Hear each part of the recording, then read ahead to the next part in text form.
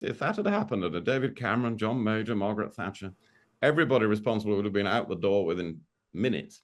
And so it is pretty shocking, but that's why that prime minister had to go. I mean, William, we'd had quite a few insights into the kind of working culture in Number 10 before this point, but were you shocked by the extent of the kind of chaos, the macho sort of toxicity in Downing Street?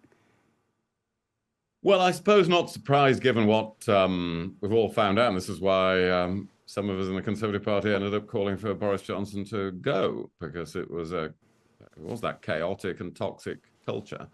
It's still pretty shocking. If you served in government, I've served under 3 prime ministers in government over my lifetime.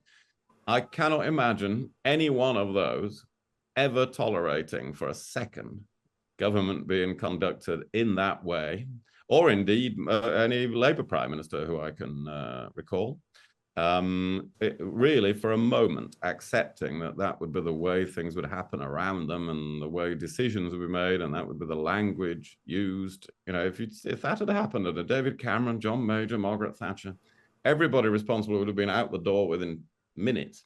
And so it is pretty shocking, but that's why that prime minister had to go. And we have to have it in the perspective, of course, that all governments around the world really struggle with COVID.